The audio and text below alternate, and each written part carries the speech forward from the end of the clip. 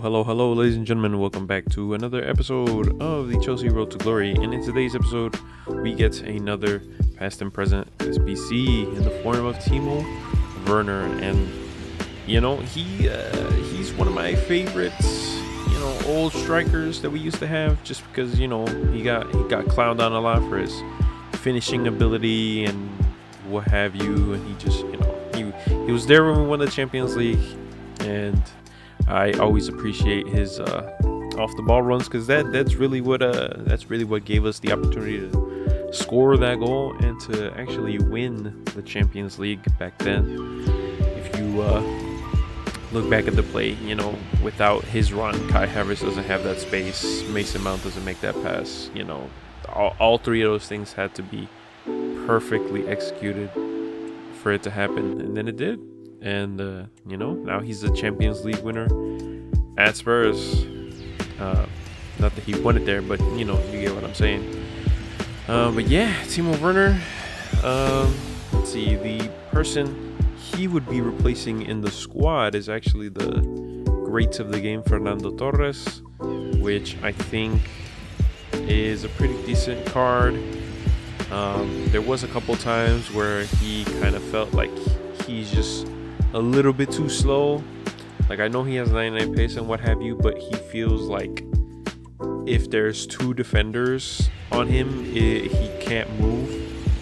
Versus like Werner, back when I was using the fantasy card, he would almost act like a second winger instead of a second striker, and that gave him the ability to take on a little bit of his opponent, go off to the side, create some width and what have you. With Lauren James coming inside to help out Drogba, maybe score the goal herself, but Werner would create that space. Versus like Torres, I feel like he's a little bit more of the guy that wants to fulfill that Drogba role, which when he's that second striker, I don't feel like that's the appropriate place for him, and I can't really tell whether it's my play style with Torres that's making him not perform well, or it's just Torres in general. But I feel like that second striker could be a little bit better. I had Sam Kerr there before, and she comes off the bench now, second half, late in the second half, just because she has better stamina than my opponent's defenders, which obviously when defenders have 85 stamina, they tend to make more mistakes super late into the game. People don't usually sub on defenders, so they're more prone to make errors just because they're a little bit more tired than the attackers. So Sam Kerr does a really good job when she comes off the bench. However, I think TIMO WERNER would do a better job on the bench, or not on the bench, on the actual starting 11 compared to Torres. So I will try to play weekend league, maybe this weekend, maybe next weekend. I do want to have a 10 games with the main squad, 10 games with the Evo squad, record that, put it together, and then that'll be the last weekend league I'll play. Maybe I give 5 games to each squad. I do have bronze squad, which probably won't be used. I have a silver squad, which I could use for 5 games. I have the Evo squad, and then I have the main squad. I have the women's and men's team. So if I can figure out how to squeeze in an even amount of games for each squad, and then give it a rating of sorts, I feel like the bronze team will just collapse. But it'll be interesting to use them, and eventually finish off with the Evo, and then finish off with the main squad for the last 5 games. I'll figure that out at some point.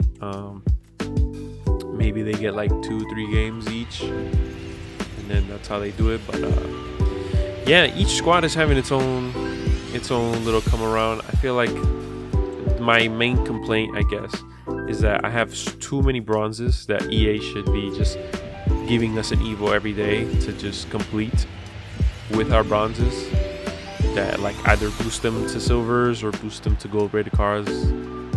It's literally the end of the game. I don't know why they're being so strict on giving us Evos every day, especially when that could have been the FUTTIES voting. like what kind of the majority of the cards they get evoed, like release a footies in that position or something. I don't know. Did just anything, just any idea that could make them release more daily content would be much better than what we're getting right now, which is, you know, one day we get a lot, the next day we get like 2 things, the day after that we get a lot. And the alternating back and forth, it's not really that much better for content. It's not that much better for people that are playing the game. Like, I get that not everybody has the same amount of free time that everybody else does, or the younger you are, what have you, but I feel like you should, as a company, at least figure out how much time each person is spending on average and figure out how to make that longer, because the game is not, the gameplay, right, can be improved with more evos because then you have more people playing the game.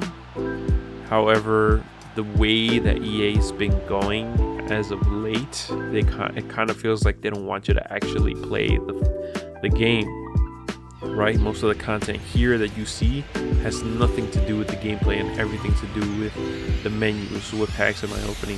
What walkouts am I getting? Like, all that stuff is just the menus, which means we're playing less of the game and more of the menus. And when you do that, it's like, what's the point of getting this game if you're just going to be in the menus, not actually playing the sport?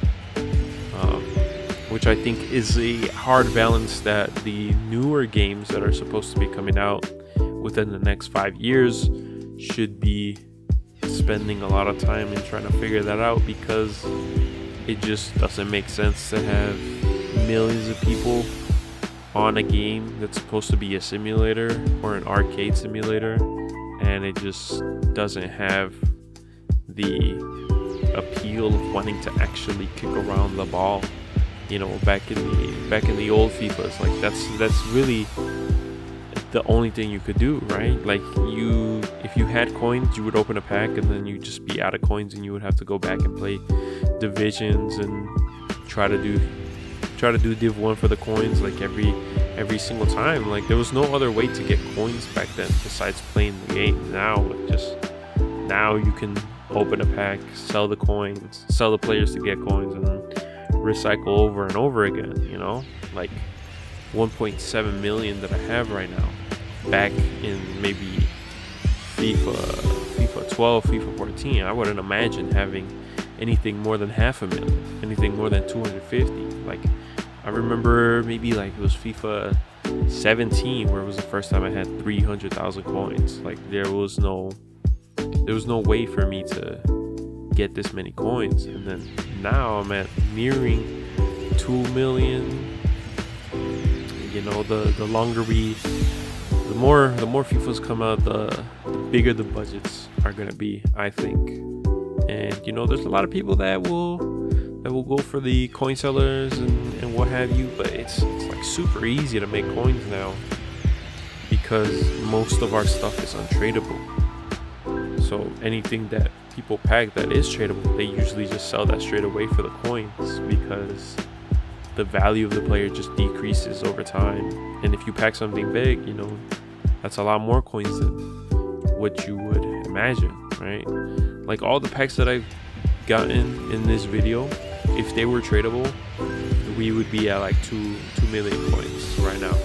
But because they're untradeable, all they do is just sit around in the menus, like just waiting to be used in something else. So there's not really that much incentive, right, for me to open a pack and then go play a game. Like, none of these guys make the team, obviously, because I'm restricting myself. But if you were thinking about your team, like, would this pack right here, like, would this king make your team? Probably not, because you probably have something better in center back, right? We got this team of the season that just came out for center mid. He looks pretty decent, but does he make your team? No, because you probably have something better, right? So how do I make the packs even better? You release FUTTIES that are so high rated that people will want to pack them, and then go ahead and play with those footies because they're so good. They just like replace everything. But with that being said, ladies and gentlemen, hopefully you guys enjoyed this video. This one's a bit longer than the previous ones just because I had more stuff to record. But thank you all so much for watching. I will see you guys in the next video. Peace.